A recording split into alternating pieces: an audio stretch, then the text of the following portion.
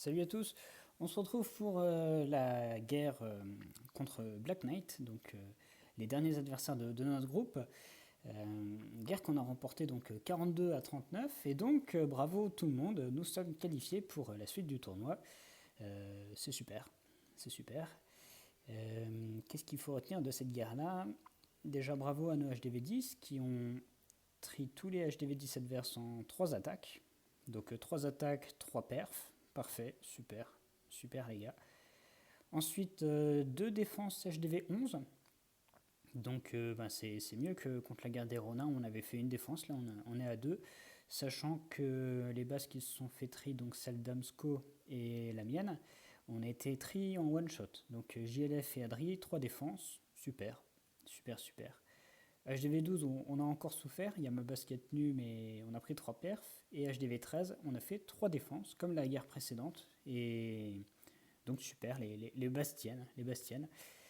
4 perfs HDV13, donc au top. On va même le préciser, mais la base du 1 a été perf 2 fois donc par Adri sur donc Joe et Droid qui ont perf le 1 à 2 reprises. Voilà, ils se sont amusés, comme ils n'ont pas le droit de descendre les HDV13, ils ont retapé sur du TH13. HDV12, bon, un seul tri. Je vais pas le montrer en vidéo parce que bon, c'était pas extraordinaire.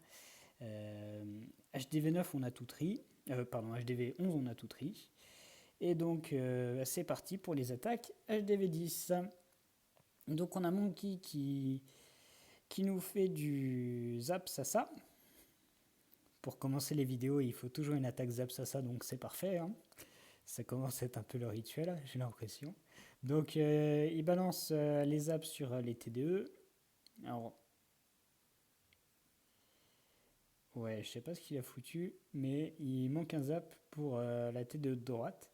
Donc, un golem sur la gauche, un autre au milieu et l'autre sur la droite. Il balance le lance-bûche tout en haut pour ouvrir un max de compartiments et espérer attraper cette TDE qu'il a loupé grâce au bûche du lance-bûche. Voilà. Donc je pense qu'au départ il voulait envoyer son lance-bûche vraiment à côté de là où il a mis la reine, mais il a dû ajuster ça en cours d'attaque quand il a vu qu'il a fail zap. Le château de clan sort, ça tape le golem, il n'y a pas de poison. Il n'y a pas de poison. Mais la reine va venir s'occuper du château de clan, donc tout est bon. Et puis les troupes qui sont sorties du lance-bûche, qui a réussi à choper la T2 de droite.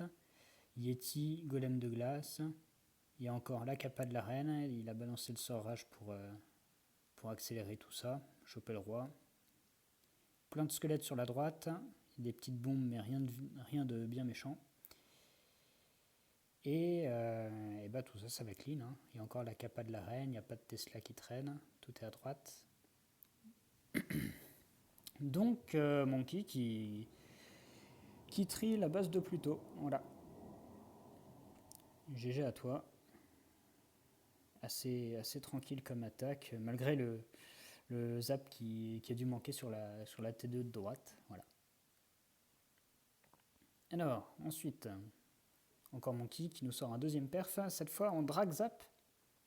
Donc les sorts zap très intéressant. Alors il va essayer de zapper sûrement la reine avec la T2 et la défense anti-aérienne de droite. Non, c'est pas ce qu'il fait. Ok, il zappe à gauche la T2. Ouais. Ok, donc il foudre vraiment les défenses anti-aériennes. Donc avec 3 zaps par défense anti-aérienne. Ok, donc il a éliminé 3 défenses anti-aériennes. Ensuite, ce qu'il va faire, c'est qu'il va funnel à droite sur l'HDV et tout balancer pour aller choper cette défense-là qui reste. Sachant que bon là il est dans un côté dos souffleur, il n'est pas trop gêné. Le seul endroit où il est un peu perturbé c'est sur la droite là avec la reine, l'HDV. Il balance le broyeur dans le tas, les héros qui suivent. Donc les héros qui sont un peu protégés, qui vont peut-être lui permettre d'avancer dans cette attaque. Les super gargouilles qui font quelques dégâts aux dragons. Faut se méfier, mais bon ça va, les dragons sont plutôt des troupes résistantes qui prennent pas trop cher non plus. Le broyeur qui a pété, les ballons ont permis de choper la TDE. Et donc là, bon, il reste plus grand chose, hein. Seulement des tours d'archer qui sont pas si terrifiantes que ça pour les dragons. Et donc ça va clean. La reine qui progresse toujours. Il y a la kappa. Hop, le roi est mort. Le roi est mort, vive le roi. Voilà. Voilà, il lui reste 6 dragons. Donc ça a bien progressé. Voilà.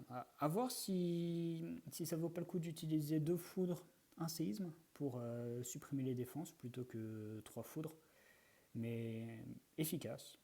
Tu zappes les défenses antiaériennes, tu vas attraper la dernière rapidement et ça fonctionne bien. Rome en HDV 10, donc zap ça avec lance-bûche. Alors, zap la T2 de droite, zap la T2 de gauche, un séisme, 2 séismes. Le séisme qui ne met pas de dégâts du coup au réservoir d'élixir noir et à la réserve de rose. Un golem à droite, un golem à gauche, donc en bas, un sur le côté droit et puis un plein axe pour l'HDV. Derrière, il met le lance-bûche. Sa reine qui va peut-être pas suivre le lance-bûche. Le poison donc sur le bébé drague et le reste du château de clan. Il a gelé aussi parce que il n'y a pas de gel super intéressant à envoyer pour le reste de l'attaque, donc autant l'envoyer sur le château de clan. Hop, le roi, la reine qui vont s'occuper de la reine adverse. Puis voilà, hein, regardez, il y a encore un golem qui se dirige vers le haut de la base avec un paquet de sorcières derrière qui ne sont pas inquiétées. Il y a une tour de sorciers qui risque peut-être d'en supprimer quelques-unes. Oh là là, vous voyez, il y a 5 sorcières là qui sont en train d'y passer. Mais bon, la reine a suivi sa progression. Elle a toujours sa kappa. Il n'y a pas de Tesla sur le bas de la base. Il y en a seulement une dans le coin gauche. On accélère. Alors, il a perdu quelques sorcières sur la TDS ici. Un peu dommage, mais c'est passé plutôt largement. Hein. Voilà, les squelettes qui permettent de clean la Tesla à gauche. Et donc, troisième perf, HDV 10. Perf très tôt dans la guerre, donc 3 attaques, 3 perfs sur les 3 bases. Ça permet ensuite de déminer des villages compliqués ou d'assurer un 2 étoiles quand on est en galère sur une base, donc super. Encore un Zapsassin, hein. Punaise, on fait que ça. Bon, il n'y aura peut-être pas que ça quand même pour le reste des attaques.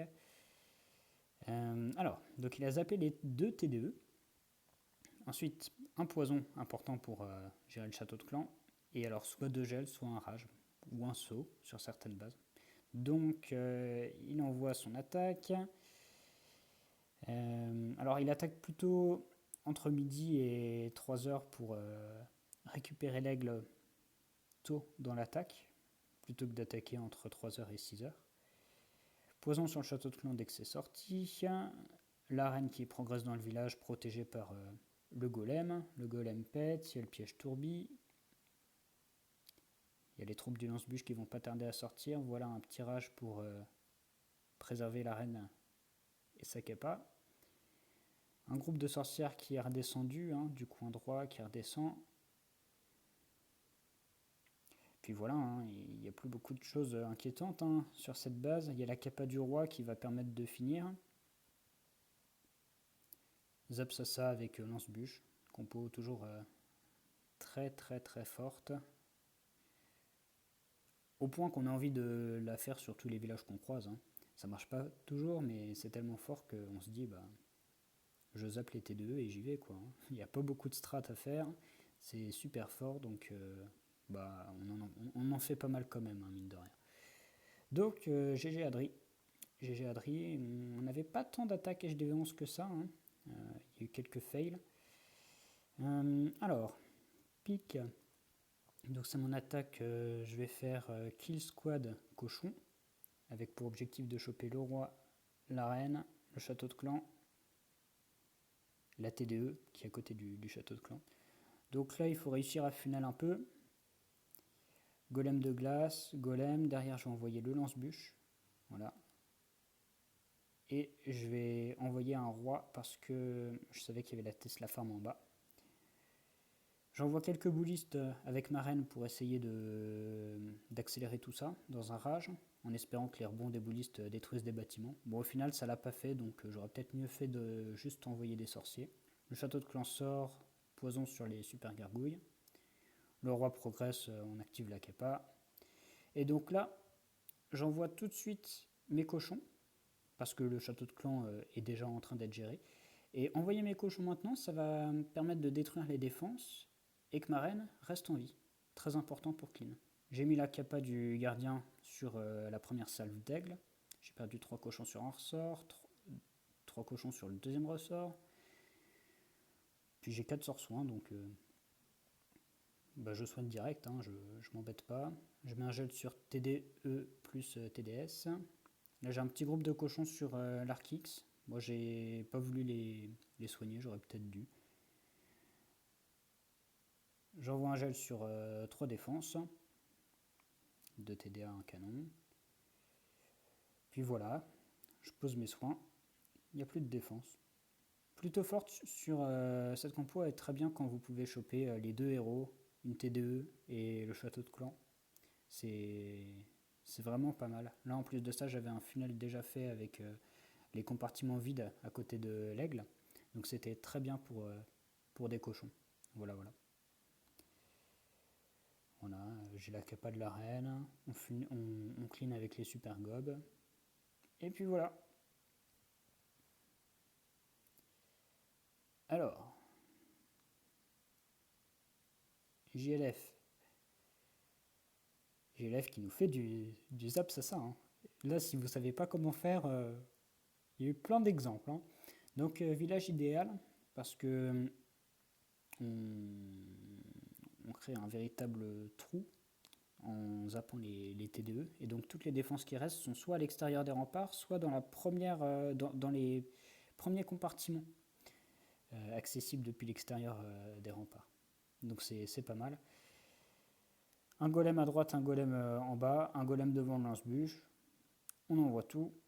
La sorcière, pardon, la reine, le gardien et le roi en direction du château de clan, bien sûr. Alors, le seul truc qui est pas cool avec les attaques en Zapsassa, c'est que j'ai l'impression que mon téléphone rame alors que je suis en x1. Tellement il y a de squelettes. Le jeu va crash. Donc, un sort rage. Un sort rage sur la deuxième salve d'aigle.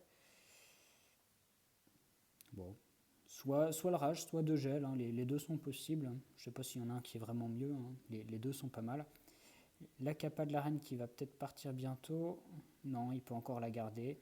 De son lance-bûche, il y a un Yeti qui est sorti avec le golem de glace. Ça marche bien. Sur le bas du village, alors sur le haut, il n'y a plus rien.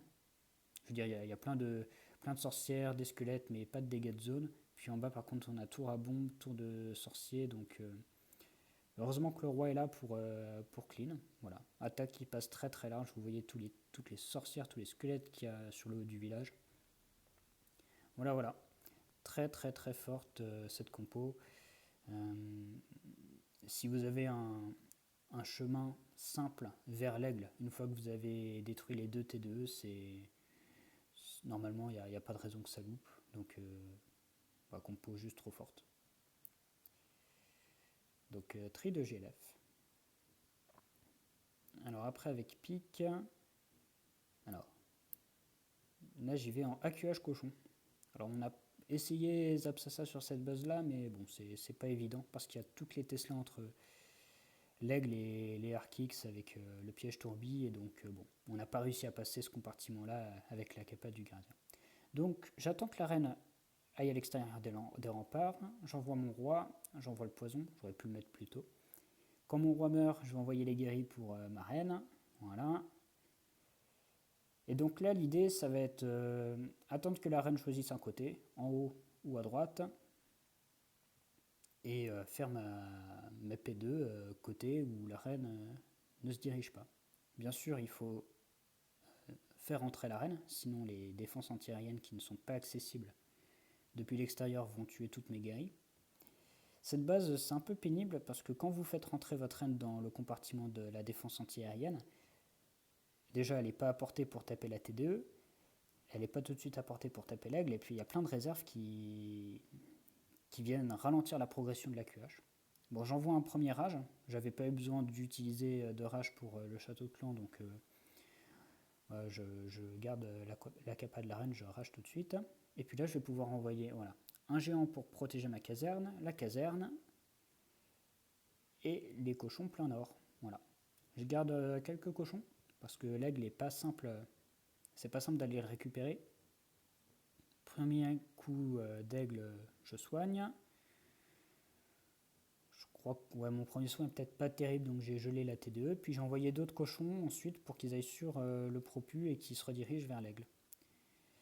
Kappa gardien, quand on arrive sur les Arctiques, c'est pour tanker le deuxième coup d'aigle. J'ai gelé l'aigle, j'ai gelé les Tesla, pardon. Et puis ensuite, voilà, rage, soin.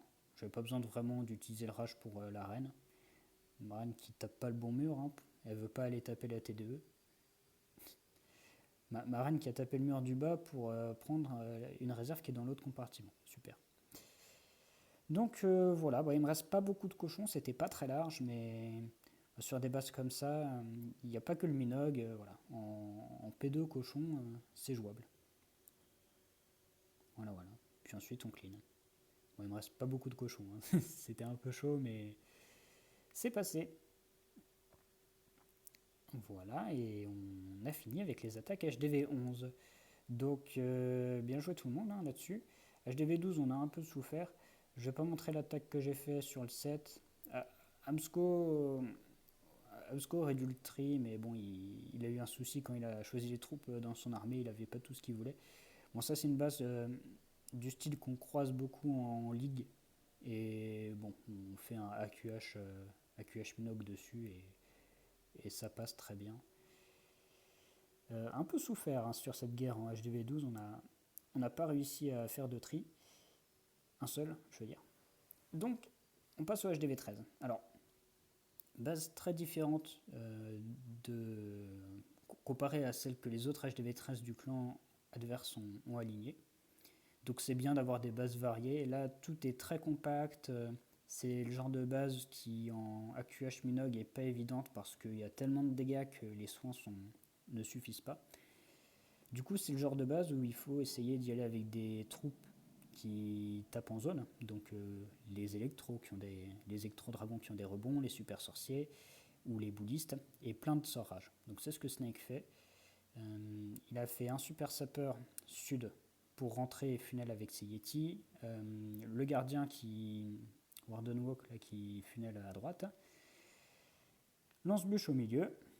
Donc il a à peu près funnel le sud, le côté droit, et comme ça il va avoir pas mal de troupes qui vont rentrer au centre. Il va mettre un bon gros rage dans le paquet et ça va vraiment faire le café. Donc premier coup d'aigle qui arrive, il met un sort rage, un peu en avance, pof.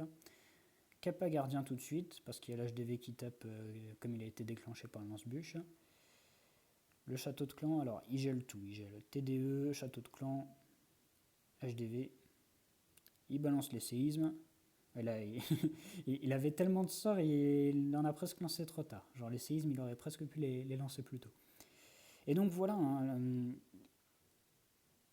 juste avec toutes ses troupes, il les a funnel, il a balancé un rage et ça a détruit tout le village. Parce que là, il reste plein de bâtiments, il n'est pas un gros pourcent encore, mais il reste que des réserves. Donc il a déjà détruit toutes les défenses à ce stade-là. Voilà. C'est pas les mortiers qui vont aller inquiéter son AQH. Voilà, donc il clean. Donc les bases très compactes comme ça, les compos avec super sorcier ou bouddhiste ou électro et des gros sorts c'est super efficace, donc bien joué à Snake. Il fallait utiliser ce genre de compo. Et voilà. Ensuite, Abra qui nous trie la base du 3 avec sa compo avec des boulistes, des yetis, qui ressemble un peu à celle que Snake a fait avant. Donc caserne sur le côté droit pour funnel, AQH cette fois, pas Warden Walk, AQH sud.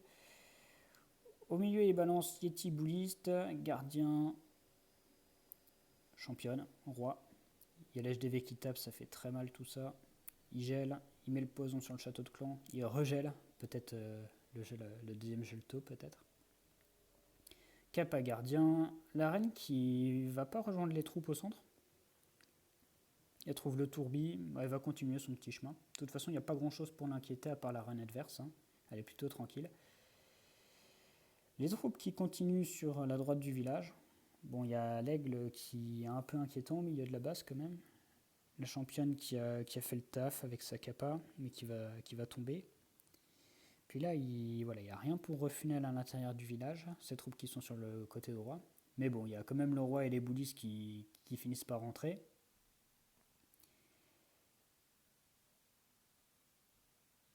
Sarene qui bute un peu sur les squelettes en bas. Voilà, elle va prendre la T2. Elle a gardé quand même quelques guéris. Et puis ensuite, il lui reste un rage. Il lui reste un rage. Alors comment est-ce qu'il va l'utiliser? Il patiente, il patiente. Quelques boulistes qui clean là-haut. Un Yeti, mais oh, c'est chaud, ça s'essouffle. Il y a la capa de la reine encore. On avance. Il n'y a plus beaucoup de troupes là-haut. Il reste la reine. Elle reste avec une ou deux guéris.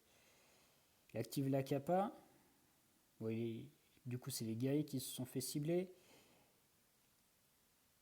Alors, la reine peut résister à plusieurs coups d'aigle. Il met un sort rage pour taper le mur. Ouais, elle pouvait tanker 2 ou 3 slaves. Et voilà, la reine qui permet de finir le village. Bon, peut-être pas la meilleure attaque qu'Abra voulait faire, mais c'est passé. Bien joué. Alors ensuite, c'est Adri qui nous... 115 messages, what the fuck.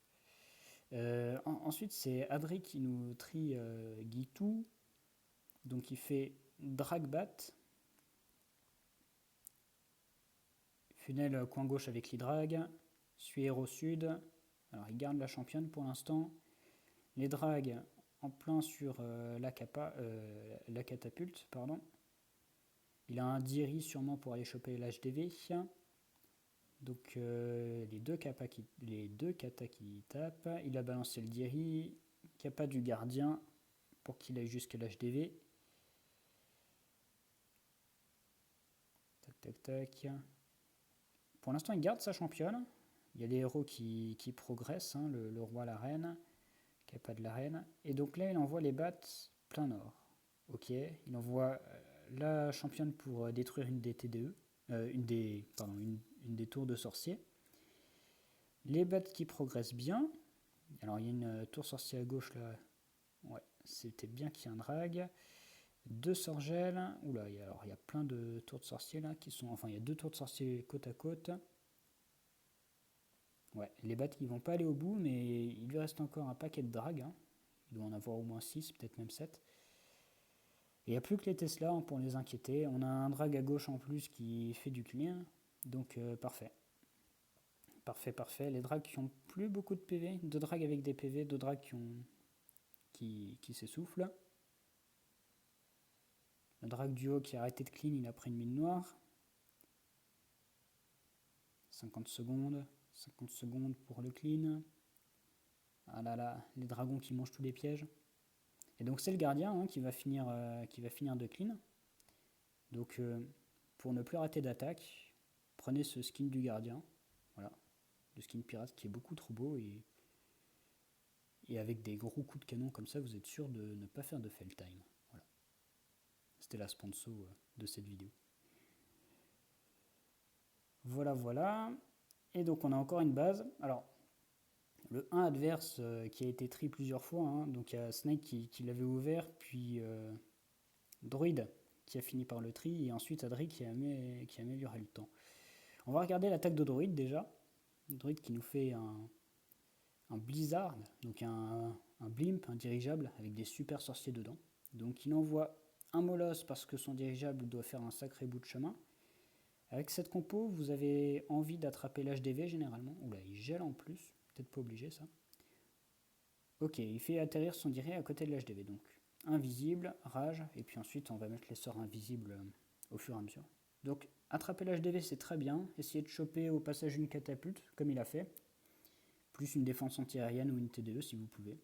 Donc là il a chopé Kata, HDV, TDE.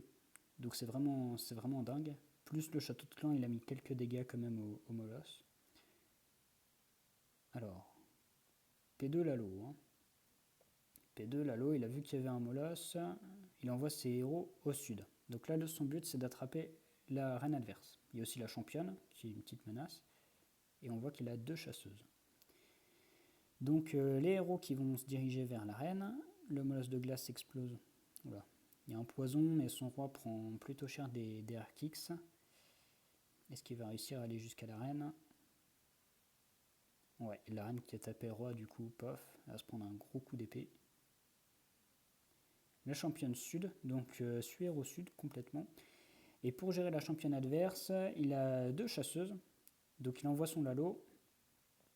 Il y a la championne qui tape, on voit les 2 chasseuses qui partent.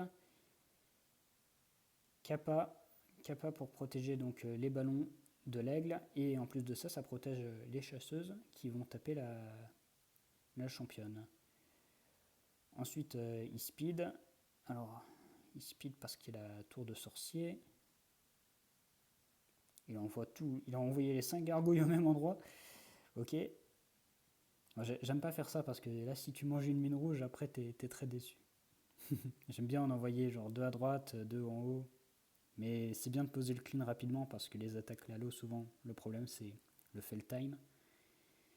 Donc, ces derniers groupes de ballons qui viennent à bout des défenses et qui commencent à clean la base. Donc, il y a son paquet de gargouilles qui, du coup, progressent rapidement, comme elles sont toutes groupées. Puis, il n'avait plus qu'un seul Pops de Moloss. Et voilà, Druid qui clean la base avec son gardien. Alors, lui, il n'a pas le même skin. Qui est le plus beau skin de gardien? Ça, c'est le gardien nordique. Qui est pas mal, hein, avec sa torche. Vous ne pouvez pas le voir parce qu'il est caché par les ballons, mais... Ouais, pas mal aussi, pas mal aussi. Dites en commentaire quel est votre skin de gardien préféré. Moi, c'est le gardien Zeus, évidemment. Voilà, et puis bon, on va montrer l'attaque d'Adri sur la base du 1. Donc la base que Druid vient de tri. Hein. Adri, lui, il va encore en Dragbat. Alors par contre, il a 2 foudres. Donc qu'est-ce qu'il va en faire? Ok, Suer au sud. Il garde la championne pour l'instant. Il drague à gauche. Et là, il va y aller face HDV. Hein. Alors, il a aussi un Diri. Est-ce qu'il va utiliser son Diri pour l'HDV? Les dragons face à l'HDV. La reine qui funnel en bas. l'Hydrague qui funnel à gauche. Ah oui, ok. Il a zap le propulseur qui gênait l'HDV. L'HDV qui n'est pas déclenché. Hein, donc, ouais, les ballons qui font demi-tour. Donc, pas de dirigeable. Finalement, un broyeur qu'il avait envoyé au centre, mais qui s'est dirigé à gauche, ce qui est vraiment mieux. Moi, j'aurais envoyé à gauche direct, je pense. J'aime bien utiliser le broyeur pour funnel les dragons plutôt que pour les aider à taper plus fort. Donc, il envoie championne plus bats au même endroit. Ok. Il gèle la tour de sorcier. Il a encore un gel pour la tour de sorcier qui reste. Alors, ce qui est pas mal, vous avez peut-être pas vu, mais il a utilisé la capa de la championne pour tuer la tour de sorcier très rapidement. Pour tuer la première tour de sorcier rapidement. Ce qui lui a permis de garder le deuxième gel pour geler la deuxième tour de sorcier et ne pas geler à nouveau la première. Bon, ça n'a pas suffi, hein. Les battes sont quand même mortes. Heureusement, le drag était dans l'angle mort de la catapulte, qu'il n'a donc pas détruite. Enfin, la catapulte n'a pas tué son drag. Et donc voilà, à nouveau, j'espère que j'ai pas montré 2 fois la même attaque.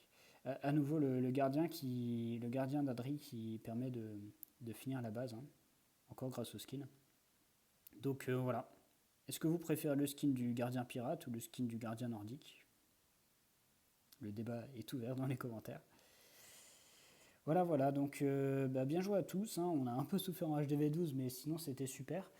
Les TH13 qui nous sortent pour la première fois du tournoi 4 perfs, donc GG, et puis bravo, on est qualifié pour la suite, donc c'est top. On va voir la suite du tournoi, ce que ça donne. Est-ce que les clans des autres poules étaient aussi bons que ceux de notre poule à nous? Franchement, On a joué contre e-gaming, Ronin, Black Knight, et les trois clans étaient franchement de bons adversaires. Et moi, je trouve que le niveau de la Cup est plutôt élevé, franchement. Plutôt élevé. Nous, c'est notre premier tournoi en mixte. Et ouais, franchement, niveau plutôt élevé. Bon, même si là, on a sorti 4 perfs en TH13, pas toujours évident. Voilà. Donc, prochaine vidéo pour le débrief du prochain tournoi, du prochain match du tournoi.